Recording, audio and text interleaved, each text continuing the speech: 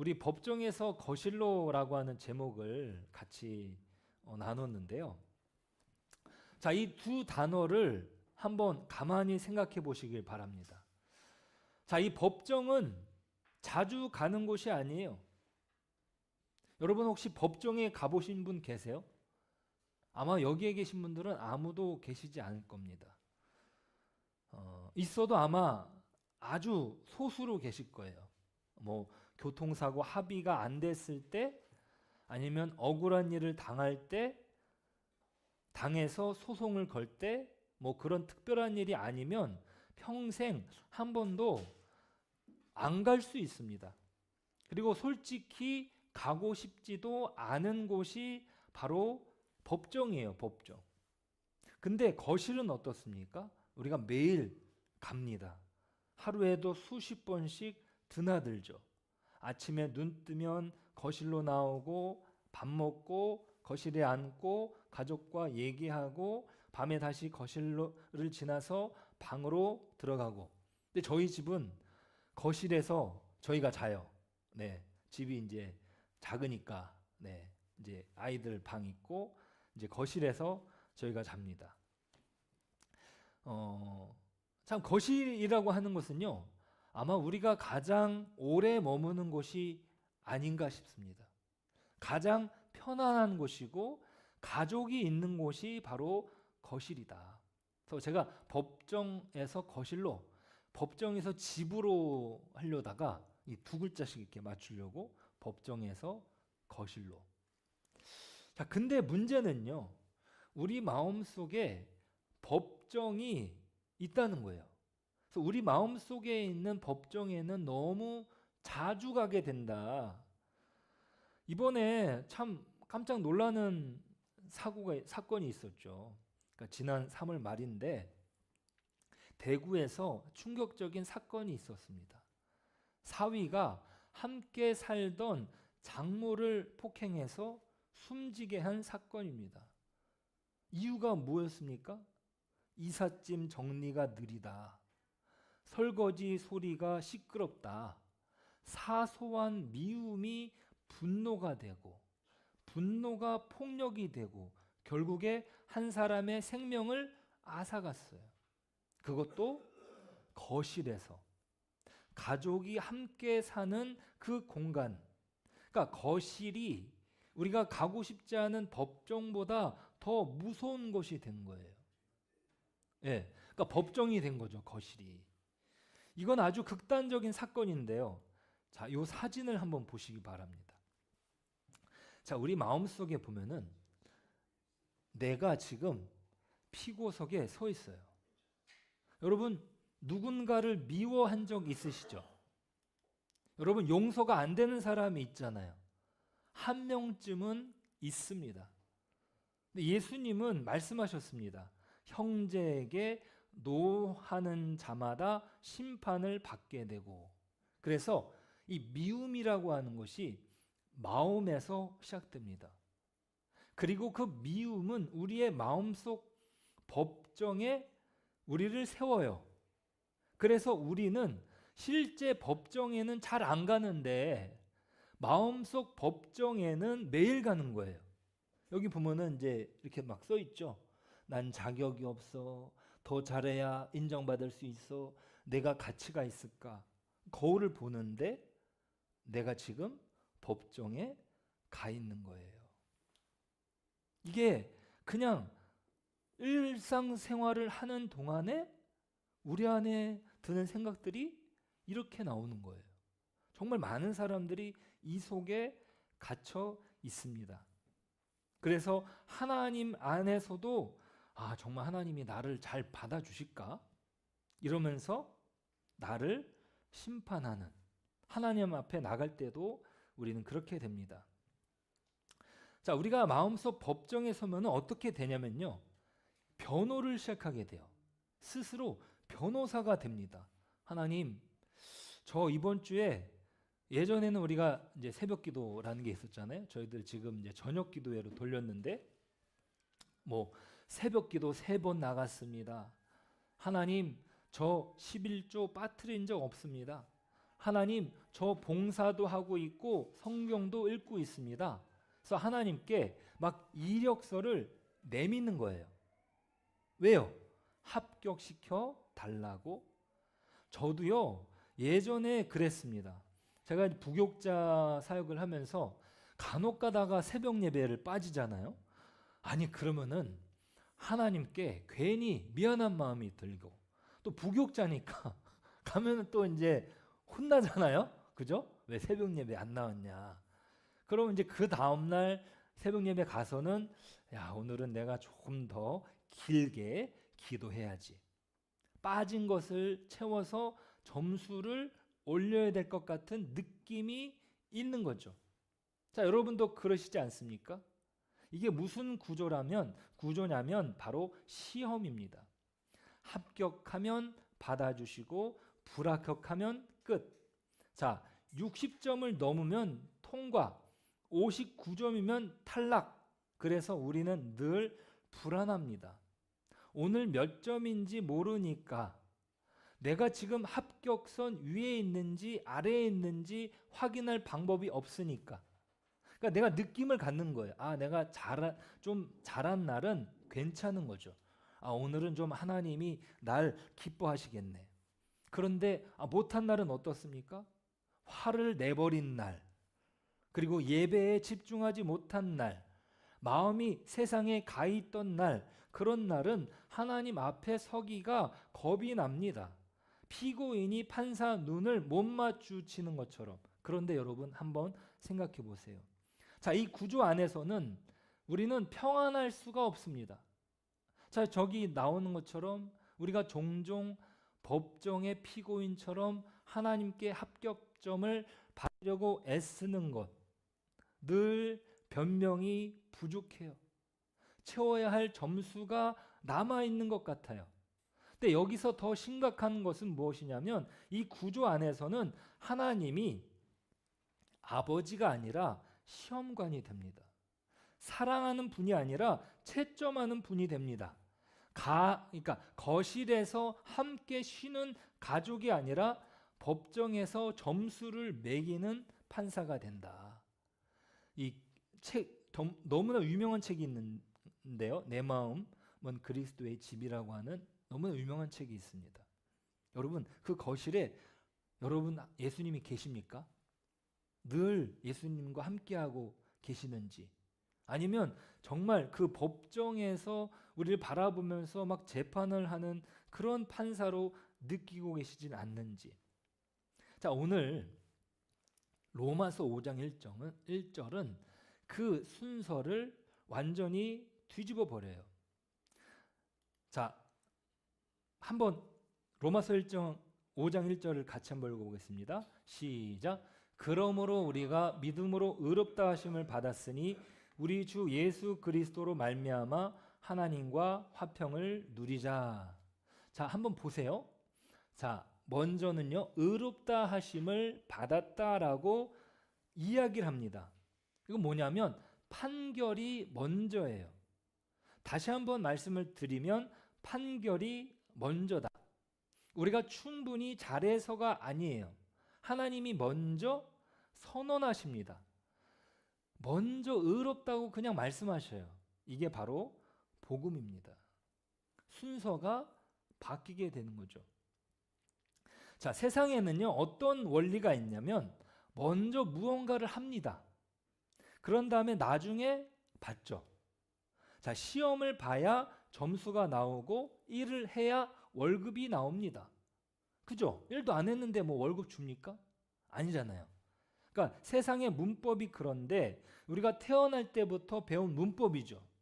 바깥에 나가서 성실하게 너가 살아야 너가 기본적으로 사회생활을 할 수 있어. 우리는 그렇게 가르쳐 줘요. 근데 복음의 문법은 다릅니다. 하나님이 먼저 의롭다고 선언하신 것이 바로 복음이에요. 정확히 말하면 하나님이 순서를 아예 새롭게 만드시는 거예요. 자, 그러면 우리는 궁금한 게 생깁니다. 뭐냐면, 목사님, 한번 잠깐만요. 그러면 죄인을 그냥 의롭다고 하시면은, 아니 그게 정의입니까? 여러분 한번 생각을 해보세요. 죄인을 그냥 의롭다고 하면은 정의가 아니에요. 그냥 덮어버리는 건 정의가 아니라 그거는 불의입니다. 눈 감아주는 건 자비가 아니에요. 자, 그러면 하나님 말씀하시는 어떤 그 비밀은 무엇인가? 자, 하나님의 법정에서 벌어진 일은 뭐냐면 유죄 판결을 받은 피고인을 그냥 풀어준 게 아니에요. 다른 누군가가 대신 들어와서 그 형벌을 다 짊어지신 겁니다. 자, 만약에 어떤 아이가 야구를 하다가 유리창을 공으로 깨뜨려 버렸어요. 그러면 죄송합니다 이러고 그냥 끝나나요? 아니에요. 이 아이는 그 유리창 값을 갚을 수 없지만 누가 그 유리창 값을 갚아주면 됩니까? 그 아이의 부모님이 대신 갚아주면 되는 거예요. 자, 사도 바울이 이것을 아주 강조해서 선명하게 보여주고 있는데, 자, 6절을 보면은요 이렇게 나옵니다. 우리가 아직 연약할 때, 자, 그러니까 아무 힘이 없을 때예요. 마치 그 아이가 유리창을 깨뜨렸던 때하고 마찬가지인 거죠. 근데 여기서 끝나지 않고요 8절에 보니까 우리가 아직 죄인 되었을 때라고 말합니다. 아직 죄를 짓고 있을 때예요. 자, 점점 강도가 세져 가고 있죠. 자, 그 다음에 10절을 보니까 어떻게 나오냐? 우리가 원수 되었을 때라고 말합니다. 하나님을 향해 등을 돌리고 대적하고 있을 때입니다. 여러분 보십시오. 점점 더 나빠지고 있어요. 연약한 정도가 아니라 죄인이고 죄인 정도가 아니라 원수입니다. 그러니까 그냥 유리창을 깨뜨린 어린아이 정도가 아니라 나를 계속 괴롭히는 그 정도 수준의 원수인 거예요. 바로 그때 그리스도께서 우리를 위해 죽으셨다. 자, 세상에서는요 의로운 사람을 위해서 대신 죽는 거 이거 거의 불가능합니다. 그게 7절에 나오잖아요. 네, 거의 불가능해요. 더러 있을 수도 있겠죠.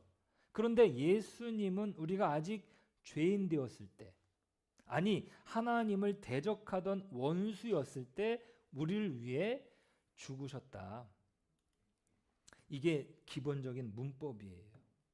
자, 이것이 바로 십자가입니다. 하나님이 우리를 사랑하신다는 게 감정적인 말이 아니에요. 하나님이 우리를 사랑하신대. 그러면 하나님은 막 감정적이시구나. 강한 F이시네, F. 이렇게 말하는 게 아니라 하나님은 우리를 끝까지 붙드시는 객관적인 선언이에요.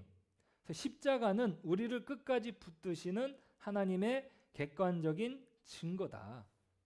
그 증거가 바로 십자가다. 가장 나쁜 조건에서 자기 아들을 내어주신 분이 이제 자녀가 된 우리를 버리실 리가 없습니다.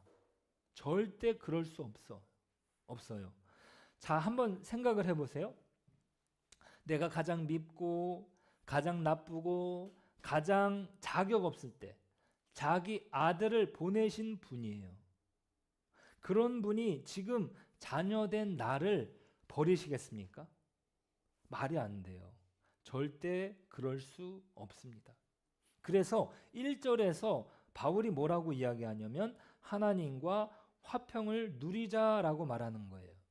자, 이 화평은 단순히 편안한 느낌이 아니라 하나님과 나 사이에 전쟁이 십자가로 끝났다. 전쟁이 끝났다.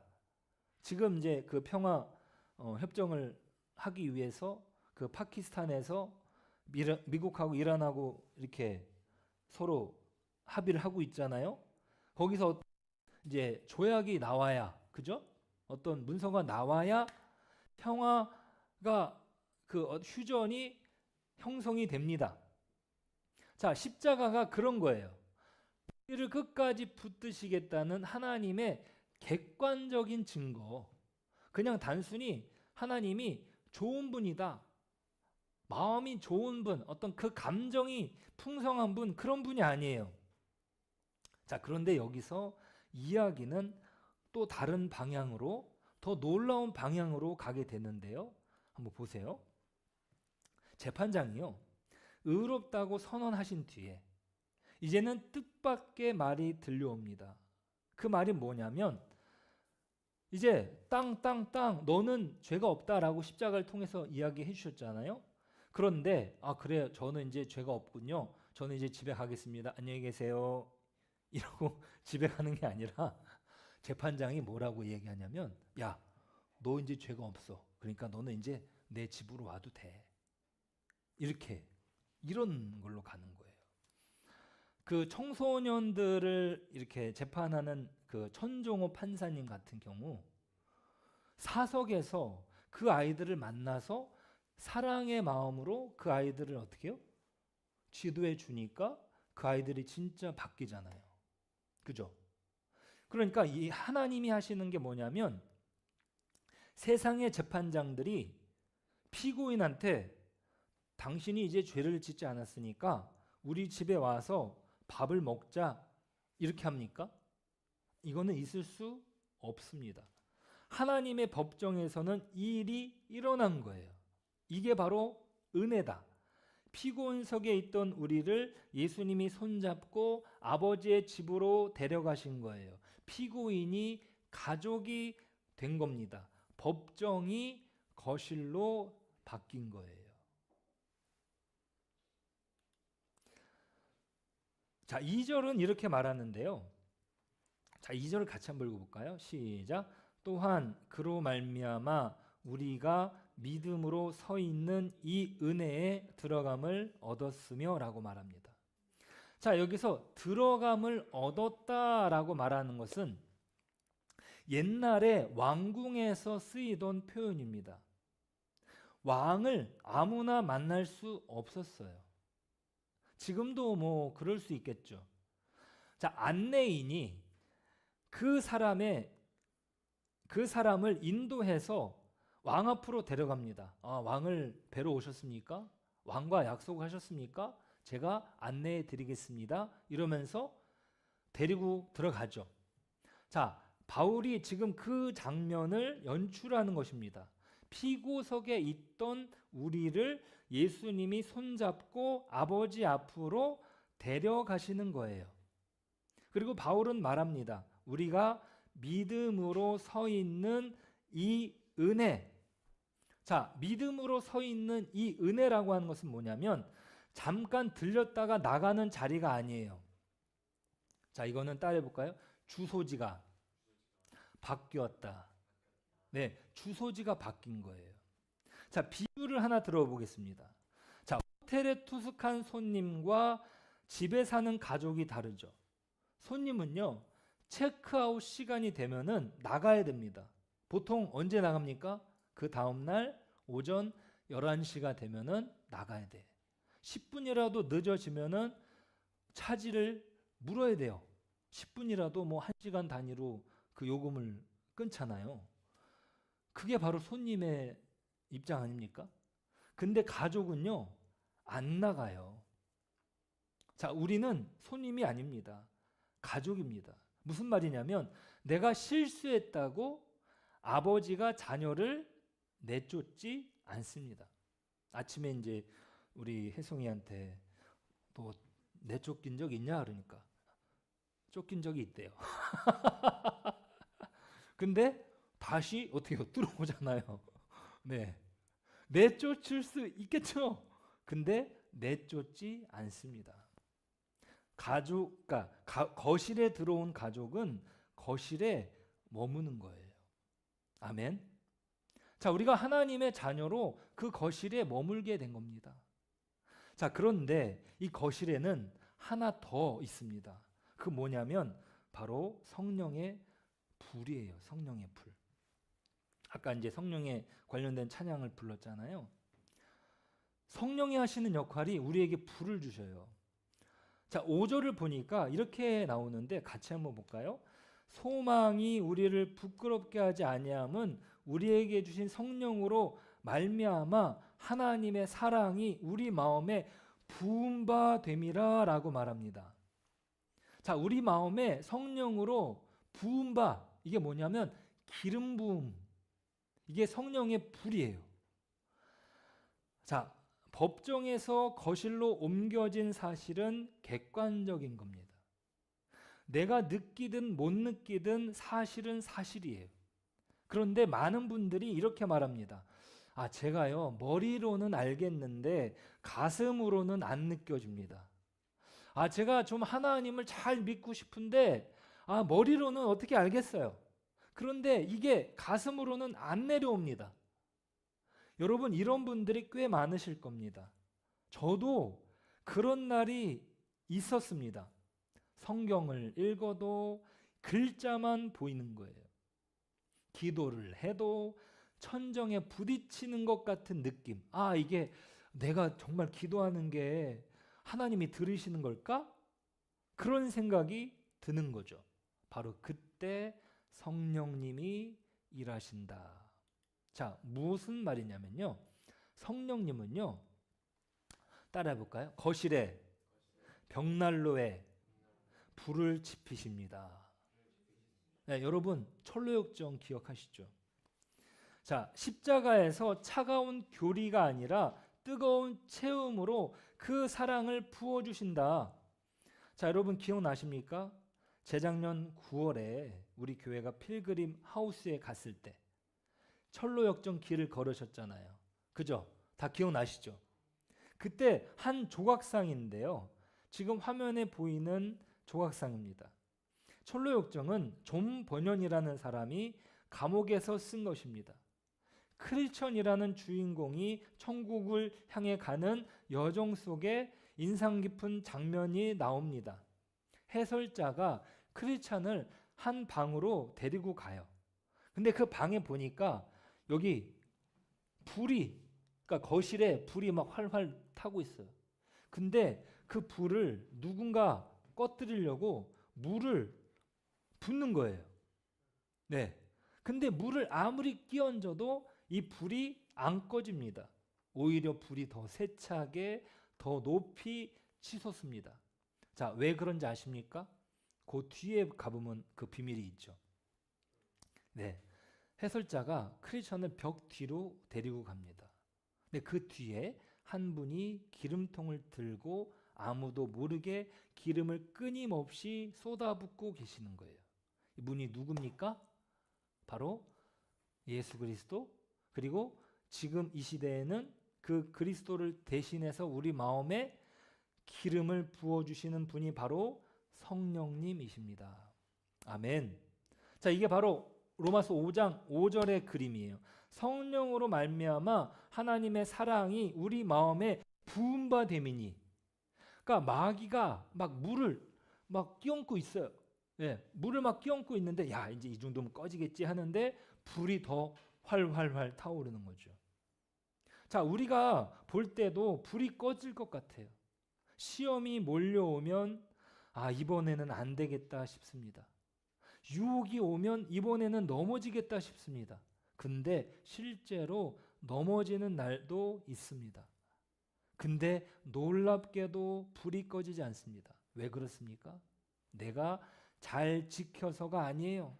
벽 뒤에서 그리스도께서 기름을 부어주고 계신 거죠. 내가 못 보는 곳에서 내가 모르는 사이에 은혜의 기름이 끊임없이 공급되고 있는 것입니다. 자, 그래서 부은 바 됩니다라고 하는 것은 한 방울씩 똑똑 떨어지는 정도가 아니라 콸콸 쏟아지는 거예요. 폭포인 거예요.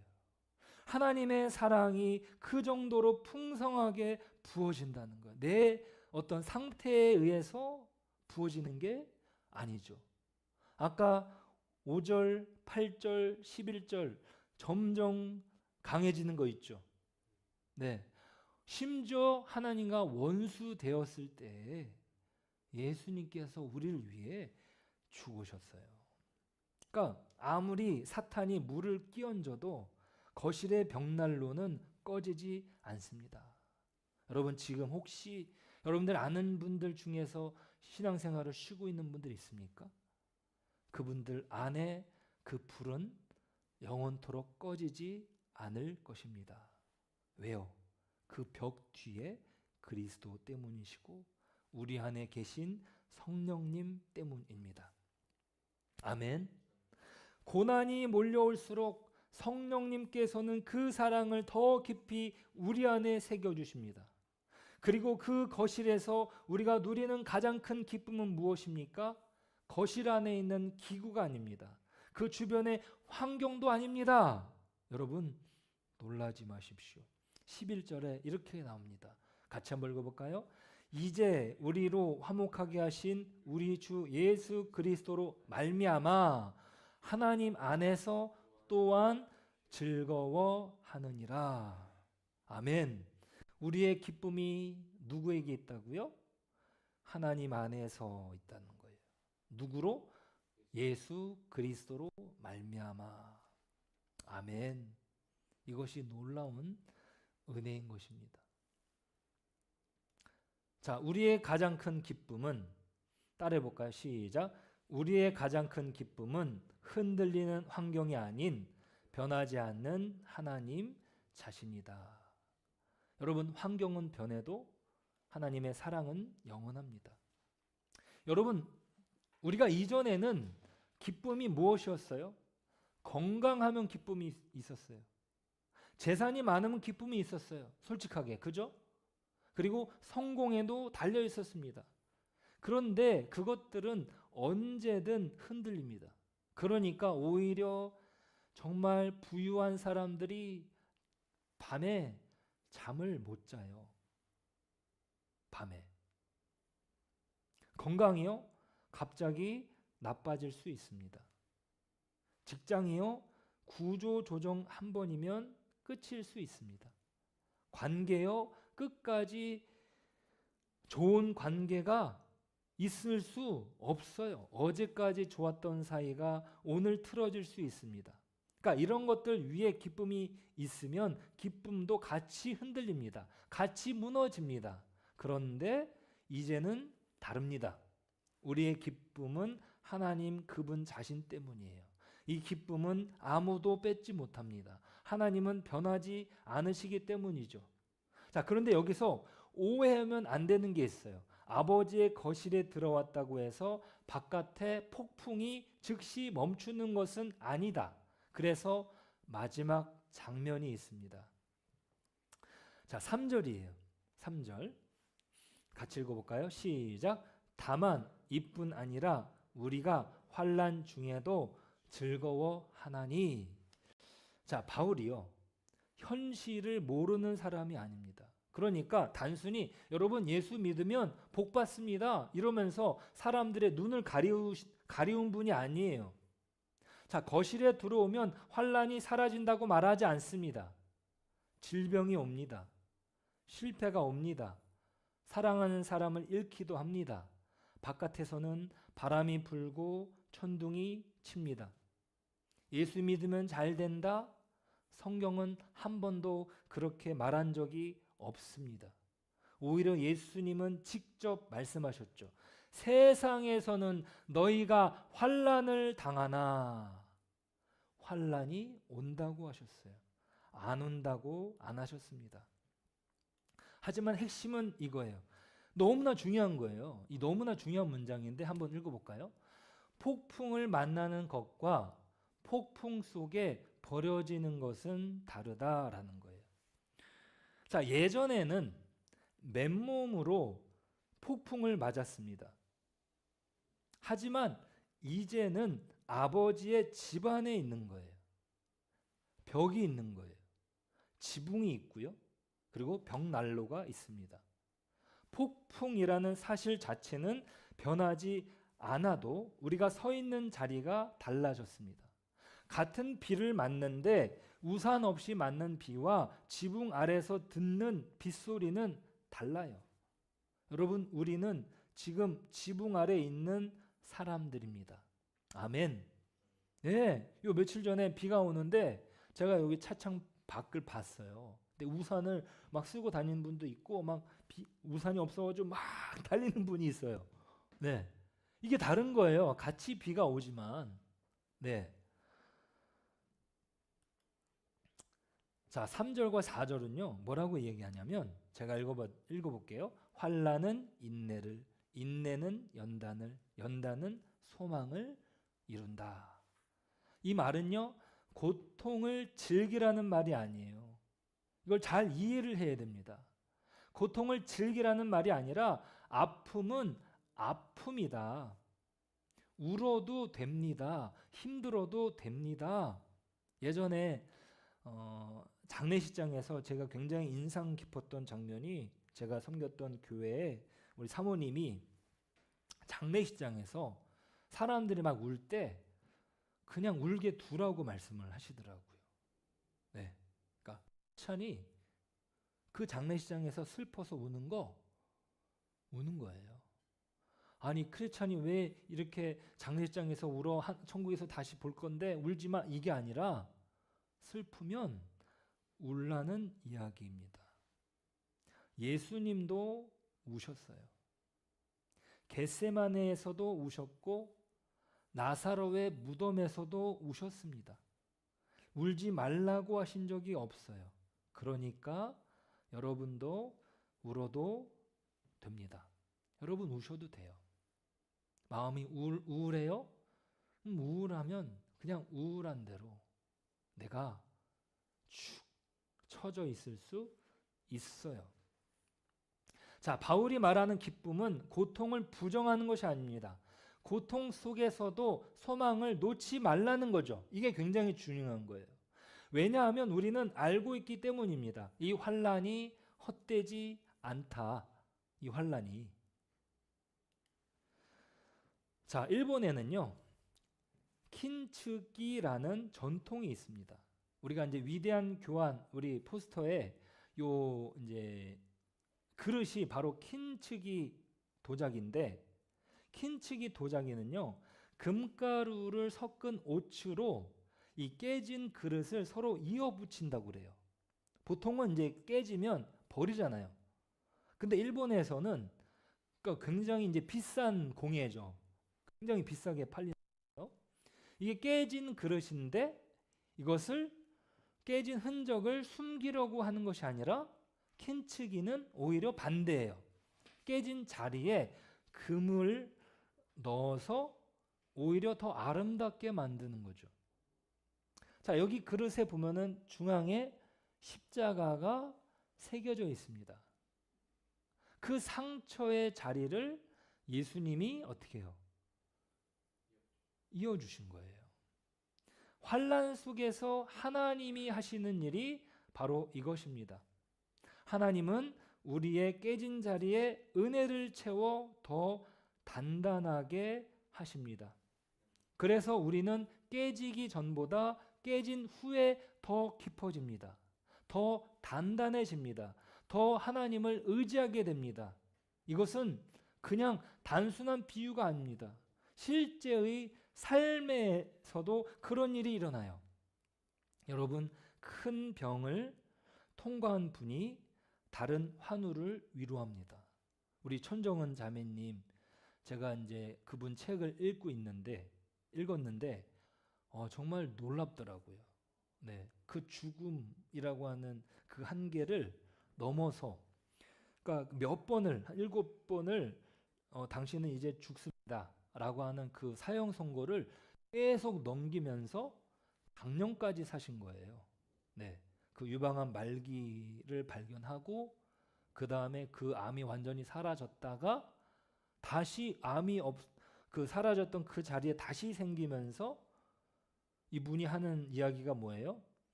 암은 나에게 선물이다. 왜?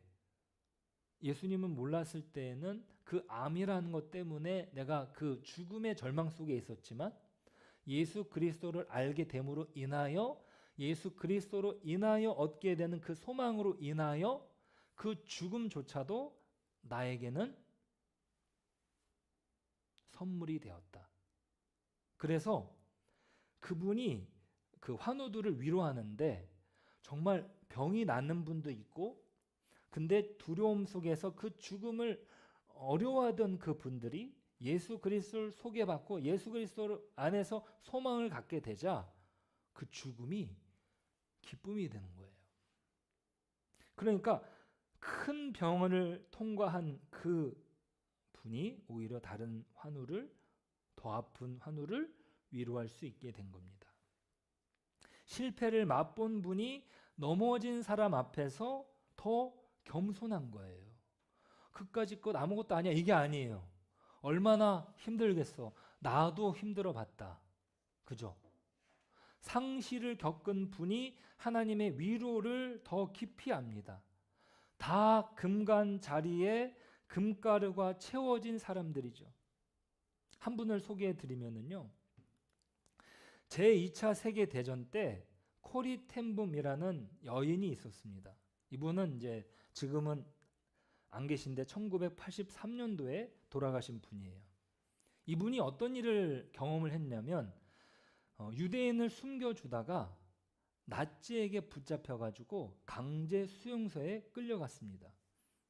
근데 그곳에서 언니를 잃어버려요. 그러니까 언니가 먼저 이제 죽게 되죠. 근데 그곳에서 정말 사람으로서는 겪을 수 없는 일을 그곳에서 겪은 거죠. 그리고 전쟁이 끝난 뒤에 이분은 독일 메넨의 한 교회에서 하나님의 용서에 대해서 말하고 있었습니다. 여러분, 하나님의 용서를 배우십시오라고 이야기를 하는데, 근데 강연이 끝난 다음에 한 남자가 다가왔어요. 근데 이분이 그를 보는 순간 얼어붙습니다. 왜냐하면 바로 수용소 간수였기 때문이에요. 그 남자를 알아본 거죠. 그 남자가 손을 내밀면서 말했죠. 저는 당신과의 만남 이후에 그리스도인이 되었습니다. 그러니까 전쟁 이후에 그리스도인이 되었는지 모르겠지만 하나님이 저를 용서하신다는 것을 압니다. 하지만 당신 입으로도 듣고 싶습니다. 저를 용서해 주시겠습니까? 이렇게 질문을 했대요. 근데 이 여사는 그 손을 결코 잡을 수가 없었다고 합니다. 왜냐하면 너무나 끔찍한 기억이 떠올랐기 때문이죠. 그때 그녀는 조용히 기도만 했습니다. 어떤 기도냐면, 예수님, 저는 할 수 없습니다. 이 손을 드는 것까지만 도와주세요. 나머지는 주님이 채워주세요 하고서 그러니까 기도를 하고 그 다음에 손을 내밀었다고 해요. 근데 그때 엄청난 일을 경험한 거예요. 그러니까 자기도 예상하지 못한 거예요. 이분이 자기 안으로 흘러 들어오는 뜨거운 위로와 사랑을 경험을 했다는 거예요. 마치 전기가 통하는 것처럼. 바로 이것입니다. 성령으로 말미암아 하나님의 사랑이 우리 마음에 부은 바 됨이니.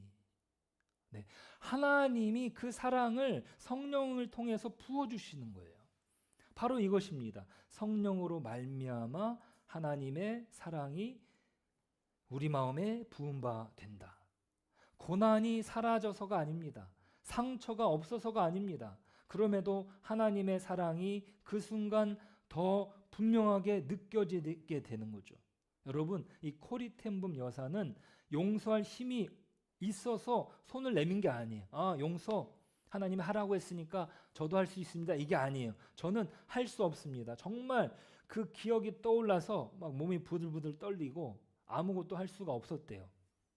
할 수 없었다라고 솔직하게 고백을 하고 그 고백 위에 성령님이 일하신 겁니다. 손을 드는 것까지가 내 몫이고 나머지는 하나님이 채우셨습니다. 그게 바로 은혜입니다. 여러분, 여러분의 거실의 벽난로는 꺼지지 않습니다. 여러분, 오늘 말씀을 마치면서 두 가지만 여쭈어보겠습니다. 첫 번째는요, 여러분은 아직도 법정에서 계십니까? 내가 더 잘해야 하나님이 나를 받아주실 텐데. 그러니까 이게 그 예수님을 믿는, 그러니까 초대교회에서도 그런 어떤 사상이 있어요. 그러니까 이방신들은 자기가 무엇을 잘못하거나 아니면 내가 뭐가 필요하거나 그때만 가는 거예요. 그러니까 1년에 몇 번 안 가요. 그런데 그리스도인들 같은 경우는 매주 모이게 되는 거죠. 하나님이 허락하신 그 은혜 안에서 그 은혜를 나누기 위해서 감사로 모이게 되는 것이에요. 근데 우리가 여전히 불안한 법정에 서 있다면은 우리는 계속 안간힘을 쓰게 됩니다. 근데 로마서 5장 1절은 말합니다. 판결은 이미 끝났습니다. 그리스도 때문에 여러분은 이미 의롭습니다. 더 잘해야 의로운 게 아닙니다. 이미 의롭다고 선언받았기 때문에 감사하는 마음으로 더 잘하고 싶어지는 거예요. 순서가 달라지는 거죠.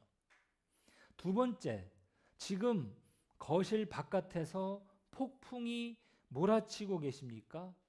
질병, 실패, 상실 때문에 하나님의 사랑을 의심하고 계십니까? 그 사랑은 결코 변하지 않습니다. 아멘.